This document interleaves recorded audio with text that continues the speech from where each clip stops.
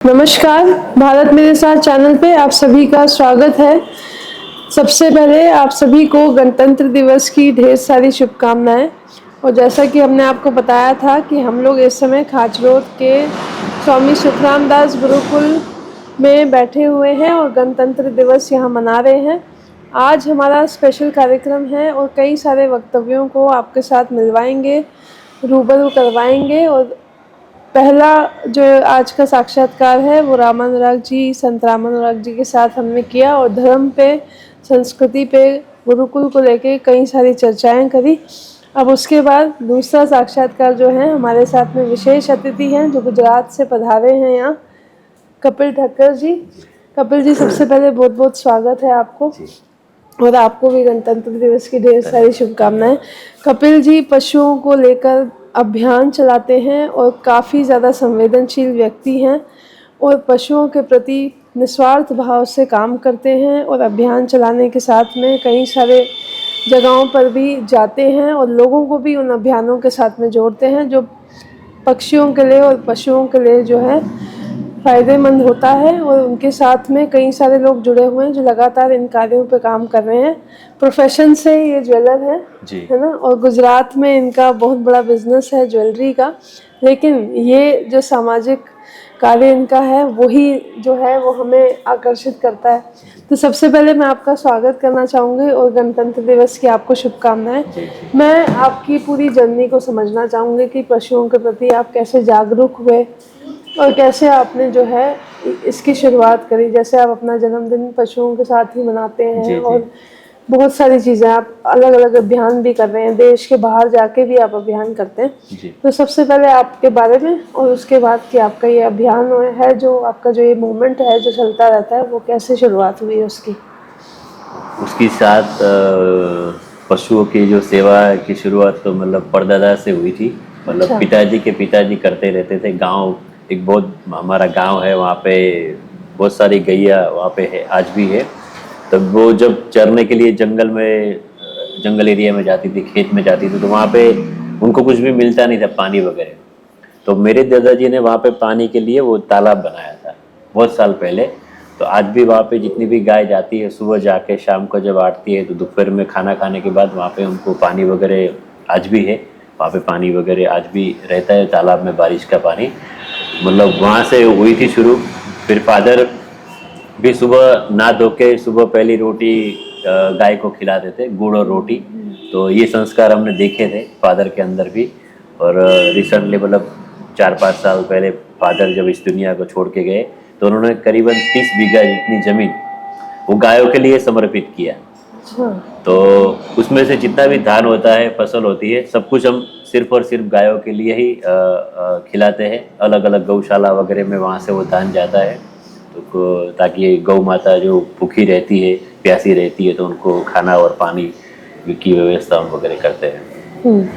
अब मैं आपसे समझना चाहूँगी, जैसे पशुओं के प्रति आपने कैसे, मतलब ये परिवार से ही आया, लेकिन जैसे आप अपना जन्मदिन मनाते हैं और कई सारे अभियान चलाते हैं, उन अभियानों के बारे में भी थोड़ा सा हमें संक्षेप में बताएं कि किस तरह से वो अभियान चलते हैं और कितने लोग आपके साथ में इस अभियान में जुड़े हुए हैं और कैसे आप कार्य करते हैं।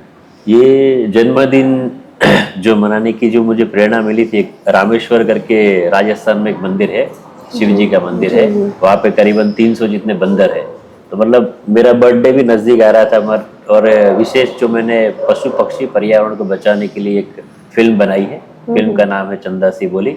तो वहाँ पे मेरे शो चल रहे थे स्कूल में और मेरा बर्थडे भी नज़दीक में था। तो वहाँ के जो दोस्त है, सुमेरपुर करके जो जगह है, वहाँ के जो दोस्त हैं, उन्होंने मुझे बोला कि चलो आप अपना बर्थडे हम एक मंदिर में जाके मनाएंगे।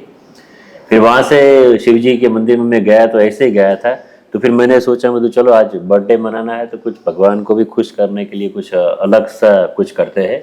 बंदरों को ऐसे ही खिला देना अच्छा नहीं लगता है। फिर मैंने एक कपड़ा बिछाया वाइट कलर का, उसमें राम लिखा और फल फ्रूट से पूरा राम लिखा, और सारे बंदर वहाँ पे आए, केक बनी और फिर सब बंदरों ने खाई।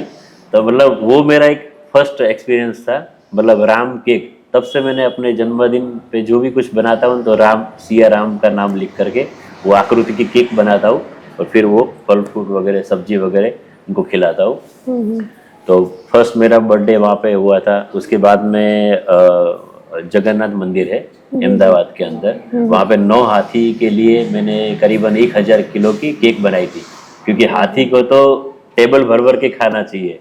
तो उस दिन मेरा बिल आया था, खाली खाने का फूड का जो बिल आया था वो 45,000 का आया था। तो उतना मैंने 1 घंटे के अंदर सब हाथियों को बोला, वहाँ पे आए, रेड कारपेट पे उनकी एंट्री किया और उनको डाइनिंग टेबल वगैरह रखे थे, सब हाथी के लिए अलग अलग डाइनिंग टेबल, तो उनके ऊपर उनको रख करके खिलाया। मेरा वो विशेष बर्थडे था। और खास मैं श्री राम जी को बहुत मानता हूँ, कृष्ण भगवान को मानता हूँ, शिव जी का भक्त हूँ। तो विशेष जो बर्थडे के दिन ब्रह्म मुहूर्त में केक बनाता हूँ 5 बजे, सुबह 5 बजे। ऐसे मंदिर चुनता हूँ कि मतलब जो लोकप्रिय हो, जहाँ के बहुत आस्था जुड़ी हो वहाँ से। तो ऐसे मंदिरों में जो पशु रहते हैं उनको जो मनपसंद प्रिय भोजन है उसकी केक बनाता हूँ सुबह ब्रह्म मुहूर्त में। और उस दिन भगवान की विशेष पूजा करता हूँ, क्योंकि बर्थडे हम कभी आजकल देखते होंगे आप भी कि बर्थडे के दिन लोग केक काटते हैं, होटल में जाते हैं। और आजकल तो ये भी ट्रेंड निकला है कि ये जितने भी केक वगैरह है सब गाल पे ये वो बॉडी पे लगाते थे। वो बहुत फूड है, तो फूड की आप रिस्पेक्ट करो, ठीक है। आप किसी को उस दिन अच्छी तरह से खाना खिलाओ पिलाओ, किसी का पेट भरो, और भगवान जी से आप मांगो, अपनी लंबी आयुष्य मांगो, क्योंकि बर्थडे तो एक दिन कम होता है ना हमारे जीवन का। तो हम उस तरह से बर्थडे मनाते हैं कि भगवान के मंदिर में जाते हैं, उनकी प्रार्थना करते हैं, पूजा करते हैं, और जितने भी उनके आसपास के मंदिर के आसपास के जितने आवास में रहने वाले पशु पक्षी है तो उनको हम खिलाते हैं। तो एक मेरा ये बर्थडे है। तो आपका फेवरेट एनिमल कौन सा है? मेरा फेवरेट तो सारे एनिमल से सबसे ज्यादा बंदर को मैं बहुत मानता हूँ, क्योंकि मैं पता नहीं अनन्य भक्त हूँ राम जी का। तो मैं 2 लाइन भी ये भी कहना चाहता हूँ कि जब हम कृष्ण की पूजा करते हैं तो गाय को खिलाने के बिना वो कृष्ण की पूजा अधूरी है। और राम की भक्ति करनी है तो पहले हनुमान जी उनके जो सेवक है उनको खिलाओ, तो राम ऑटोमेटिकली प्रसन्न होंगे। तो ये मतलब इसका मतलब आप ये कहते हैं कि जैसे पशुपालन है वो सनातन से किस तरह से आप देखते हैं उसको, कि कोई व्यक्ति अगर धार्मिक हो तो उसमें ये भाव होता ही होता है जी। तो इसको सनातन से कैसे जोड़ेंगे आप? सनातन से ऐसे इसके लिए जोड़ना चाहिए क्योंकि ये जितने भी एनिमल्स है, बर्ड्स है, नेचर है, वो हमारी धरती का सौंदर्य है सबसे पहले तो, क्योंकि उनके बिना ये धरती खूबसूरत लगेगी नहीं। नदियों के बिना, पहाड़ों के बिना, पेड़ पौधों के बिना ये मतलब सुंदरता है ही नहीं है हमारे देश की। सिर्फ हम सिर्फ और सिर्फ मानव रहेंगे तो हमारी धरती की शोभा नहीं है ना वो। तो मैं उस लेवल से सोचता हूँ क्योंकि जब भगवान ने उनको इस पृथ्वी पे भेजा है हमारा दोस्त बन करके, हमारे साथी बन करके, क्योंकि हर पशु बहुत उपयोगी है। गाय भी इतनी उपयोगी है, कैमल भी उतना उपयोगी, घोड़ा भी उतना उपयोगी है, हाथी भी उतना उपयोगी है। छोटे छोटे जितने भी जीव जंतु है वो पर्यावरण के लिए भी बहुत उपयोगी है, हमारे मनुष्य जीवन के लिए भी बहुत उपयोगी है। और शास्त्रों में ये कहा है ना कि मतलब एक गाय के अंदर 33 करोड़ देवी देवता है। तो मतलब मेरे घर पे मैं सुबह उठता हूँ 7 बजे करीबन, मेरा रूटीन शुरू हो जाता है। कम से कम 100 जीवों को मैं खाना खिलाता हूँ आज एवरीडे। 100 जीवों को खाना खिलाने के बाद फिर मेरी ज्वेलरी शॉप पे मैं जाता हूँ काम करने के लिए। तो मतलब मुझे ऐसा लग रहा है ना कि मेरी माँ भी कहती है कभी कभी कि जब आप एक पशुओं को खिलाते हो ना, खाना खिलाते हो या उनको पिलाते हो, तो मतलब एक हवन हो गया, एक दिन का वो हवन हो गया। तो हमारे घर के अंदर तो 100 जितने पशुओं का भोजन होता है तो 100 हवन तो रेगुलर हम करते हैं। तो अच्छा, ये एक चीज़ जैसे हम आज के समय में देखते हैं जो मुझे पशुओं को लेकर सबसे बड़ी समस्या लगती है, जैसे अभी स्ट्रे डॉग्स का मुद्दा उठा था। फिर जैसे गाय अब देखते हैं तो रास्ते में ही भटक रही होती है, जैसे छोड़ दिया जाता है। अगर मतलब गाय यूजफुल नहीं है तो उनको ऐसे ही छोड़ दिया जाता है। और फिर ये बीफ एक्सपोर्ट में जो है हम लोग सबसे ऊपर हैं इस समय पे भी, जबकि हम कहते हैं कि कई सारे अभियान, धार्मिक अभियान भी चल रहे हैं जिसमें गौ को जो है राष्ट्र माता घोषित कर दिया जाए, वो घोषणा होनी चाहिए। लेकिन दूसरी तरफ बीफ के एक्सपोर्ट में भी देश सबसे ऊपर है। तो इसे आप मतलब क्योंकि पशुओं के प्रति संवेदनशील हैं तो आप इसे कैसे, अगर आप किसी पोजीशन पे होते तो आप इसको कैसे सॉल्व कर सकते? देखो बहुत अच्छी बात कही, बहुत अच्छा मुद्दा भी है ये, क्योंकि अगर हर हिंदू, हर मंदिर, हर गांव, हर शहर के अच्छे लोग, क्योंकि सर इंडिया के अंदर बहुत पैसे हैं, सबके पास बहुत पैसे हैं, गांव के अंदर उतने पैसे हैं, शहरों में भी उतने पैसे हैं, तो हर एक व्यक्ति एक एक गाय, दो दो गाय खाली एडॉप्ट कर ले ना, गौशाला में जाकर के अपने गांव के जाते, अपने खेत के अंदर रखे ना, तो गौ हत्या होगी नहीं, क्योंकि हमारे घर में से कोई लेके नहीं जाएगा गाय। तो अगर हम चाहते हैं तो हर सनातनी या मंदिर या फिर संत लोग अगर मिलकर के ये जितनी भी गौ माता है उनको अगर हम एडॉप्ट करें, गौशाला में जाकर के हम गाय को दत्तक ले, 1 साल का गाय का खर्चा वगैरह हम दे, तो गाय कटिंग ही नहीं होगी, गाय यहाँ से एक्सपोर्ट भी नहीं होगी। तो ये विषय पे भी हम काम कर रहे हैं अभी, क्योंकि अभी तक मैंने करीबन 40 से 50 गाय मैंने खुद एडॉप्ट दिया हुआ है गौशाला से, मतलब 50 जीवों की तो मैं रक्षा करता हूँ। तो हर व्यक्ति को आगे आना चाहिए इसके लिए, हर व्यक्ति को एक नई गौशाला में जाकर के एक गाय, 2 गाय को एडॉप्ट करना चाहिए, तो गौ हत्या होगी भी नहीं ना कभी। अब आपका एक अभियान कहीं अगर नेपाल से भी जुड़े हैं, क्योंकि पीछे आपने नेपाल यात्रा भी करी थी, और साल में जैसा आपने बताया कि 1 महीना आप रखते ही हैं इन्हीं कार्यों के लिए, तो नेपाल से आपको क्या प्रेरणा मिलती है कि क्यों आपने नेपाल को चुना इन अभियानों के लिए? जी जी, नेपाल में तो इतना खूबसूरत भूमि अभी तक मैंने देखा नहीं है। वहाँ पे नेचर है, माउंटेन है, माउंट एवरेस्ट भी है, और वहाँ के जो श्री कृष्ण प्रणामी परिवार है, बौद्ध परिवार है, गायत्री परिवार है, वहाँ पे बहुत सारे लोग उनके वो काम कर रहे हैं इसी क्षेत्र को लेकर के, क्योंकि नेपाल में आज भी करीबन 95% जितने भी मंदिर हैं देवी के, तो वहाँ पे आज भी बलि होती है। तो वो लोग सालों से वो बलि को रोकने के लिए बहुत काम कर रहे हैं, क्योंकि बलि को मतलब कोई अगर बलि देता है तो उनको डायरेक्टली हम नहीं बोल सकते कि भाई तुम ये मत काटो, क्योंकि उसको बेसिक नॉलेज तो देना ही पड़ेगा ना। तो वो जो नॉलेज दे रहे वहाँ के प्रणामी संप्रदाय वाले हैं, मैं हूँ, और भी दूसरी संस्था वाले हैं, तो हम स्कूल में जाकर के अवेयरनेस के लिए प्रोग्राम करते हैं।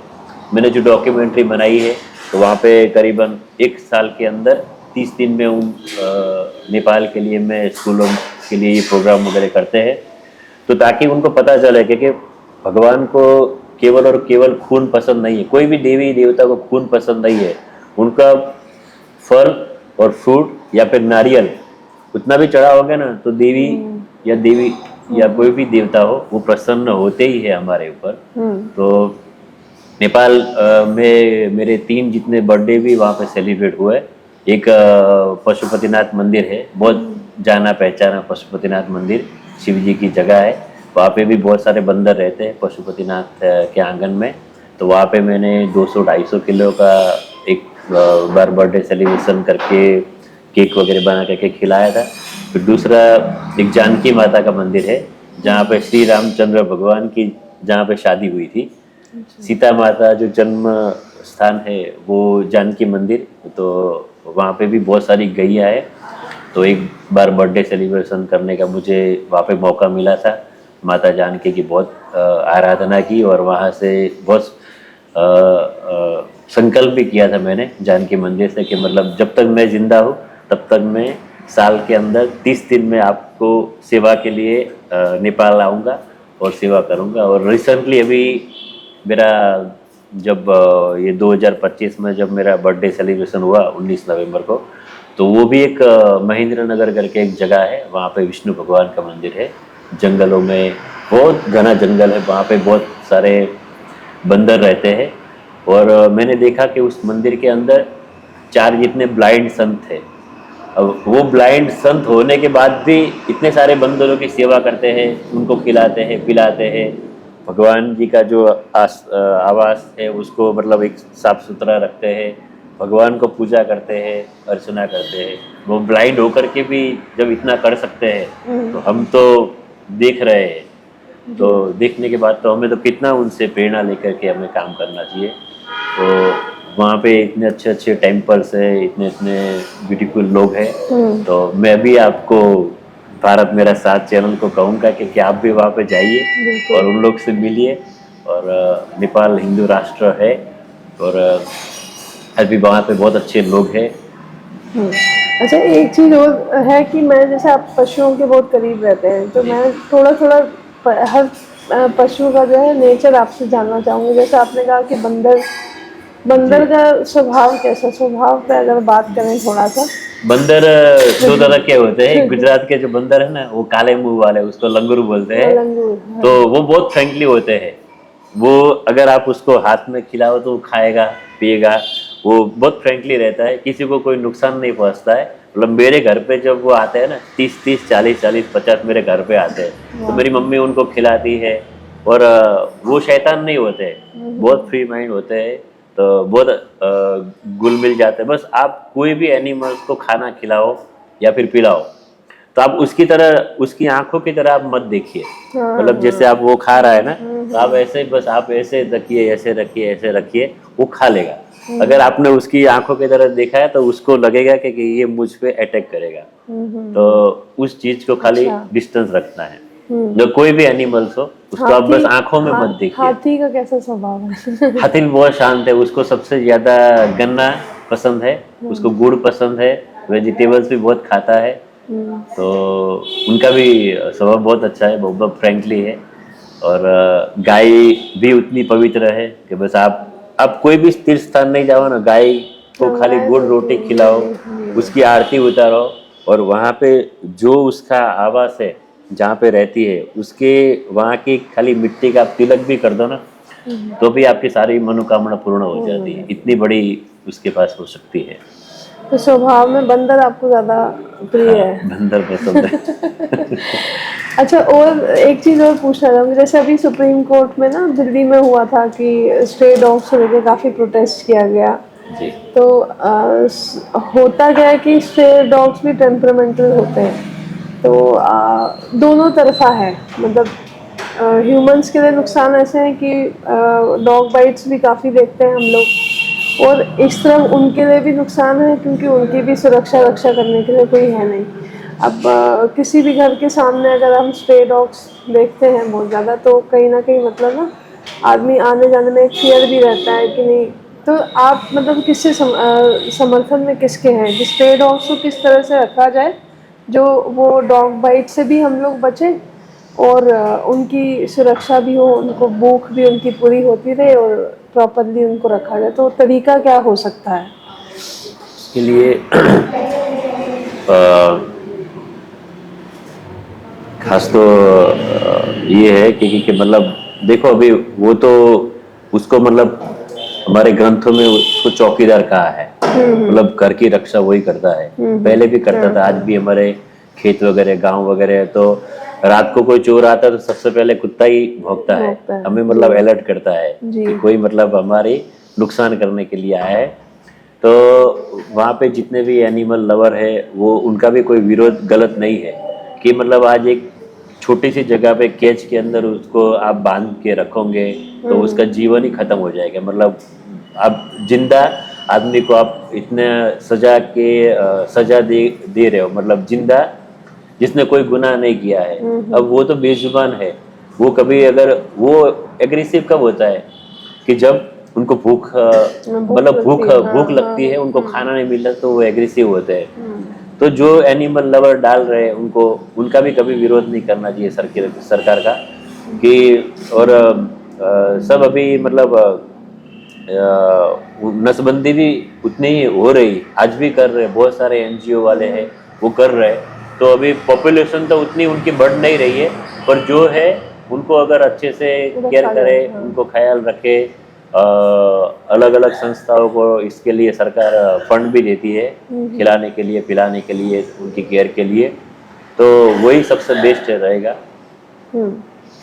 और और मैं ये भी समझना चाहूँगी, जैसे आप जगह जगह जाते हैं, अब भारत में भी ऐसी कई सारी जगह है जहाँ पे पशुओं के हॉस्पिटल भी है, वेटरनरी डॉक्टर्स हैं, पशुओं के हॉस्पिटल भी हैं। तो वहाँ पे देखा जाता है ज़्यादातर सुविधाएं कम होती है, मतलब क्या होता है कि स्पेस, कई जगह पे स्पेस कम पड़ जाता है, तो उस तरीके से अब कई हॉस्पिटल विवादों में भी है कि यहाँ पे आ तो जाते हैं जानवर, लेकिन किसी ना किसी वे में उनको काट वाट के बाहर एक्सपोर्ट किसी ना किसी तरीके से किया जाता है। तो पशुओं के जो अस्पताल हैं उनको किस तरह से मेंटेन करना चाहिए पशुओं को? देखो, सरकार फंड भी देती है, सोशल जो लोग हैं, गांव के लोग हैं, शहर के लोग हैं, बिजनेसमैन है, वो बहुत फंड देती है। और कोई भी एनजीओ है, कोई भी गौशाला है, तो उनको एक विशेष विशेष लोग है, वो हमारी नज़र में वो विशेष लोग है। मतलब विशेष लोगों को ये ड्यूटी सौंपी जाती है कि भाई तुम जितने भी यहाँ पे पशु आ रहे हैं, वो बीमार है या फिर कोई लकवा वाला है, पैरालिसिस वाले, कोई एसिड डाला है, तो उनकी निरंतर वो सेवा करना उनका एक सबसे पहले फर्ज है। अच्छी बहुत सारी जगह पे अच्छी अच्छी सेवा भी होती है। अब कई जगह पे सेवा नहीं होती है, तो अभी उसके लिए हमें थोड़ा अलर्ट होना चाहिए। जो भी वहाँ पे जो डोनेशन दे रहे हैं, जो लोग, उनको वीक में एक बार कम से कम जाना चाहिए। वहाँ पे कर्मचारियों को पूछना चाहिए कि आपको क्या ज़रूरत है, यहाँ पे क्या नीड है, बराबर, आपको क्या आवश्यकता है, हम क्या बेटर कर सकते हैं। तो ये तो जनरल पब्लिक और जो वहाँ के जो सदस्य है, वही लोग इसको बेटर और अच्छा बना सकते हैं। अब आखिरी प्रश्न लूँगी कि सेवा को अगर आप एक लाइन में समझाना चाहें कि सेवा क्या होती है? क्योंकि आप सेवा ही करते हैं। जी, उसके लिए तो एक लाइन है कि प्रत्येक जीव में शिव है। वाह। प्रत्येक जीव में शिव है। तो मतलब अगर आपको मनुष्य जीवन मिला है, तो आप खूब पुण्य कमाएं, खूब सेवा करें, खूब अध्यात्म में आप आगे बढ़े। क्या बहुत सारे सेलिब्रिटी लोग भी हैं जो सेवा करते हैं, डायरेक्टली नहीं तो इनडायरेक्टली भी करते हैं। तो ये पृथ्वी का जो बैलेंस है वो बना रहेगा अगर पशु हमारे आसपास में होंगे, वो फ्रेंकली रहते हैं, वो फ्रेंकली हमें प्यार करते हैं, हम उनसे जुड़ेंगे, तो हमारा जो घर का आसपास का एटमॉस्फेयर है वो अच्छा बना रहा है। और भगवान की नज़र में हम सबसे बेस्ट ह्यूमन बीइंग बनेंगे जब हम किसी की इतनी अच्छी सेवा करेंगे, चाहे वो गाय है या कुत्ता है या घोड़ा है या फिर हाथी है, किसी को भी मतलब और उनके पास रह कर के मतलब हमें इतनी पॉजिटिव मिलती है ना। जैसे आप गाय के साथ में रहोगे, क्योंकि उनके अंदर वो गलत संस्कार नहीं है, उनके अंदर कोई वो तनाव वगैरह नहीं है, वो एकदम सॉफ्ट हार्ट है और ब्लेसिंग हार्ट है उनका। तो हम जब उनके आसपास में रहते हैं, जब उनकी ऑरा में रहते हैं, तो हमें बहुत मतलब अंदर से बहुत प्रसन्नता मिलती है। क्योंकि आज हर व्यक्ति दुखी है, हर व्यक्ति दुखी है, तो मतलब डिप्रेशन में है, अपने कामों में व्यस्त है, कोई पैसों से दुखी है। तो जब हम एनिमल्स के साथ में, नेचर के साथ में, बर्ड्स के साथ में हम जब जितना समय उनके साथ बिताते हैं, तो मतलब उतना घंटा तो हम फ्रेश ही रहते हैं। तो अब आखिरी में आप कैमरा की तरफ देखिए, क्योंकि आज गणतंत्र दिवस है जी, तो मैं चाहूँगी कि आपसे हमारे देश की जो युवा पीढ़ी है खास तौर से, और जो बुजुर्ग भी हैं, क्योंकि 60-70 के बाद जब व्यक्ति रिटायर हो जाता है तो उनको सेवा करनी चाहिए, तो दोनों उम्र के लोगों को, जैसे आपने अपनी माता जी ने कहा, वैसे ही अगर सारे बुजुर्ग करने लग जाए, सही बात, तो देश में सारे पशु पक्षी जो है सुरक्षित हो जाए। जी, जी। तो मैं चाहूँगी दोनों वर्ग के लोगों के लिए आप एक बढ़िया सा संदेश दें, क्योंकि आज दिन है, देश का ही दिन है, और उसी के साथ ही हम लोग इस एपिसोड का अंत करेंगे। बस मेरा आप सभी लोगों को रिक्वेस्ट भी है मेरा, क्योंकि आज मैंने अपने जीवन में जो भी कुछ कमाया है ना, तो इन बेजुबाओं की, जानवरों की ब्लेसिंग से कमाया है। आज मुझे ऐसा भी कभी कभी महसूस होता है कि मतलब परमात्मा मेरे आगे पीछे सब जगह पे है, क्योंकि मैं उनकी इतनी सेवा करता हूँ, तो मतलब परमात्मा का साक्षात्कार भी है मुझे। लास्ट में यही कहना है कि पहली रोटी गाय के लिए आज भी निकालो, दूसरी स्वान के लिए निकालो, और अपना बर्थडे, अपना जन्मदिन, अपनी एनिवर्सरी वगैरह, जितने भी मंदिर है, मंदिर के आसपास में जितने भी जीव जंतु रहते हैं, पशु पक्षी रहते हैं, पर्यावरण से रिलेटेड जितने भी है, तो उनकी आप ज़्यादा से ज़्यादा सेवा करो। हो सके तो अपने आसपास में कभी कचरा वगैरह मत फेंकिए, क्योंकि वो कचरा वगैरह गाय वगैरह कोई भी एनिमल्स खाते हैं तो बहुत उनको तकलीफ होती है, उनकी स्वास्थ्य भी उतनी खराब होती है। तो मैं उतना भी रिक्वेस्ट करूँगा कि हमारे घर के आसपास में जितने भी जीव जंतु रहते हैं उनको आप भोजन कराओ, गर्मी वगैरह में उनके लिए पानी की बाउल वगैरह रख दो, तो भी आप एक भगवान के बेस्ट व्यक्ति बन जाएंगे।